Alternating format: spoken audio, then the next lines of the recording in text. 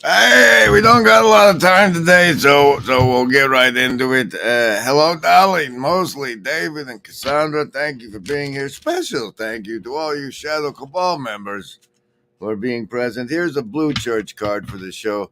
And I had to do at least a little stream today because the socialists got Nat 20 yesterday, and I told them they'd have a +3 today. And if I didn't do a stream today, how are they going to get the +3? Right? How are they going to get the +3? Here's the card for the show. Oh, 7 of spades. 7 of spades. We'll be right back with savings throws, and then we'll get into one little topic, and then we're going to bounce over to Pastor Paul's Q&A, where I have submitted a good question. If you're not on the Bridges of Meaning Discord and can't submit a question, I thought I could maybe take one of your good questions and put it in there at the end of the stream. So think of those up if you're not. I mean, if you're over there, just ask them yourself, right? But, you know.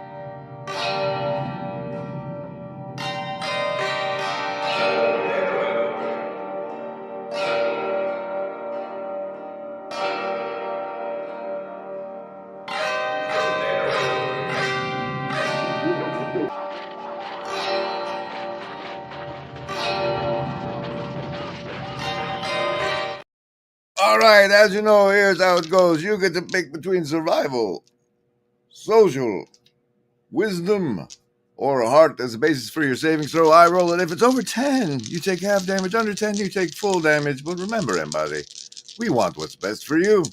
Choose survival, social, wisdom, or heart. Survivalists, that's a 9 for you. You only need a +1, and you get +2 for chatting in the hive mind. Oh, socialist, a 9 for you, but with your +3, that's a 12, Lovers of wisdom, not a good day for you. That's a 5. You're going to need some, that's a replay comment bonus. Hard folks, though, prime 19. Look at that. Look, can you even, it's that one. That's what it was. Okay, and then, Indigo kids, you got your chakras again today. That's a 7 for you. And now let's jump in right away because we're really rushed today. The reason I bring it up now is I I love truffles. Have you ever had truffles? I haven't. I might have, but I don't remember having them. Here's the part. Here's the part. David Walker, I believe, found this, in and brought it to the Broken Clock Tower Discord, and I have some opinions about it we can't get into today, but I'd love to hear yours in the comments of this replay. Palestine was a Greek colony for 300 years before Jesus came, and the Hold on. He's all widescreen. You can see me moving at the edges. It's completely inappropriate. Here, have the background babble. And now here it is. Here it is. Palestine was a Greek colony for 300 years before Jesus came, and the Greeks, to a great extent, controlled the education. Right. And they had a two-tier cosmos, and the little Jewish boys had absorbed that. So when Jesus appeared to his disciples after his resurrection, it wasn't within their paradigm of reality that he could be resurrected. They thought they saw a ghost because their minds were Platonic. And so the Platonic ideas had been salt and light in the lives of the apostles and continued to be. So we see in the New Testament, all of the letters, except Philemon, are fighting against the Platonic and Gnostic ideas, which were very alive and well in all of the churches. And they're fighting with all their might and praying against these things. Well, they failed. Right. Because Platonism and Gnosticism have been in the church in every generation since. And people enjoy them. And so we must fight against that as the apostles fought against that, but we mustn't expect instant results because they were great men and clearly powered by the Holy Spirit, and they failed. But we still need to fight the good fight and try to bless people and help people and get them away from the two-tiered universe and get them away from language as vomit and get them away from the various dehumanizing and suicidal things that are universal, because evil is universal and death is universal and the devil is everywhere tempting and guiding people into a condition where he can absorb them. And so it's a tremendous fight, and we just have to take courage and keep fighting. Well, with your experience with Eastern religion, now, I'm not a cat. Yeah. The part that really jumped out at me then is that I can't really play it again without running the whole thing because the way StreamYard works. But that little bit where he said at the end where the devil wants to absorb them, and it landed with these other things I'm about to show you, is just like all tying together in some kind of some overriding one multiplicity.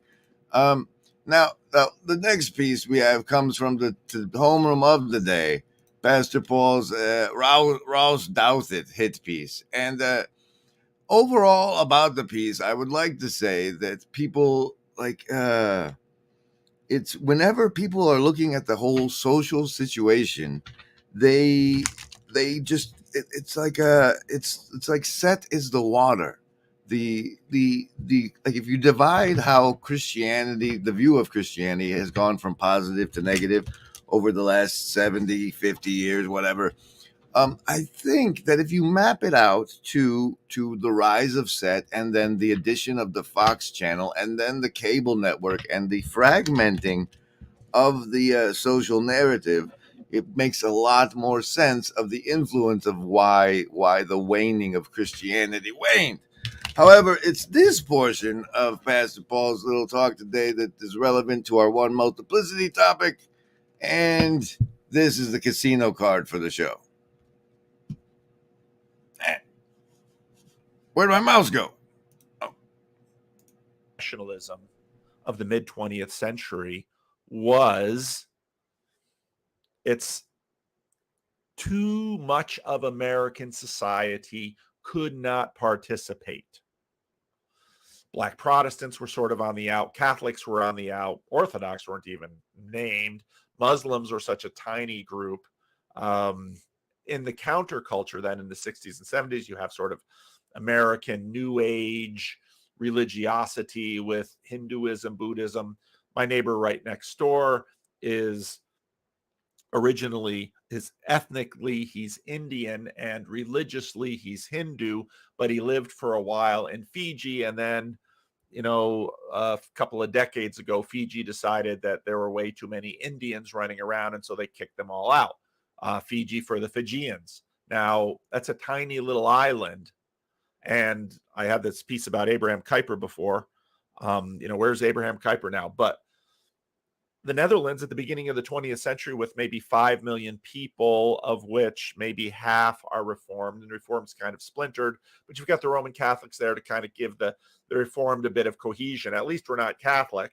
And so Abraham Kuyper, founds a newspaper, founds a university, gets elected prime minister, not for very many years, sort of establishes this way to address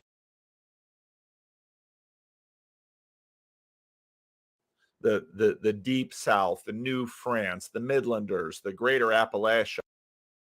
The multiplicity of America, the smaller and cultural states, if you will, if you compare it to the size of Europe, that we're losing as the set-induced normalization. It's like the monoculture normalization.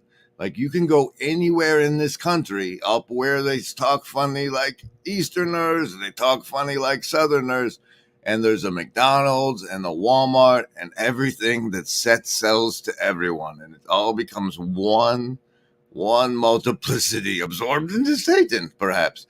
But not so. I watched this, and then I discovered we had this. This was available for us to watch, and while I would like to point out that he completely avoids this line here, where it says, "If as one people speaking the same language they have begun to do this, then nothing they plan to do will be impossible for them." Right? So he doesn't mention any of that part of his, but this part was kind of interesting. In humans instead becomes the central focus and the central force that captures society at the expense of the individual itself. The generation of the Tower of Babel assumed that if all human resources were dedicated and directed towards this collective human project, it would create unity among the people, and there would be no judgment, and hence there would be no more floods. To their credit, this ideology does prevent wars, because without any differences among humans, there's no conflict or disagreements. However, this worldview comes at the cost. It comes at a very high cost, because the cultural diversity rooted in the differences among humans is completely erased, and the human uniqueness is eliminated. Right? If that's the only goal I'm trying to do, it doesn't really matter to me that you could tap dance or your opinions. I really just need you to produce this act as make the bricks, we're building the tower. And so similarly, I think the set normalization is doing something the same thing to us all, and it's invisible to us. And that's why for Paul's Q&A today, I asked him the banger of a question. Has associating with Grimgriz reduced or caused even a pause in your worship of Set or your Netflix subscription? And that's the banger of a question we'll be waiting for patiently. It'll probably be about an hour and a half, 2 hours in before it gets to it in today's Pastor Paul Van der Clay Q&A, for which I'm about to give you a special savings throw. In Star Wars, remember the Emperor, when gathering the Separatists, he allies with the fringe alien factions, the bankers, whereas the Republic is human supremacy. Hey, Daniel, good to see you. Thanks for coming by. Okay, and special savings throws for Pastor Paul's Q&A, and then I'm going to close up with one of Dumir's fancy new astrology things I liked quite a lot. All right, so special Paul Van der Clay Q&A savings throws: survival, social, wisdom, or heart. Choose. Oh, survivalist, that's a 2 for you. Socialist coming in with a 9 this time. I'll let you have that +3 again. I'm nice. Lovers of wisdom, you got a prime 17 against Pastor Paul. Hard folks, though, he knows your number. That's a 2. Deuces for you. And deuces for the Indigo Kids, too, on the Pastor Paul Van de Clay Specials Q&A savings throw. 10 a.m. No, Paul. I did this specifically. Those are special savings throws for your Q&A. And here's this cool thing we're closing with: Dumir's Fancy Pants Astrology of Christ's Ministry. It's long, but it should give you plenty of time to get over to Paul's and bother him in the Q&A. See you over there.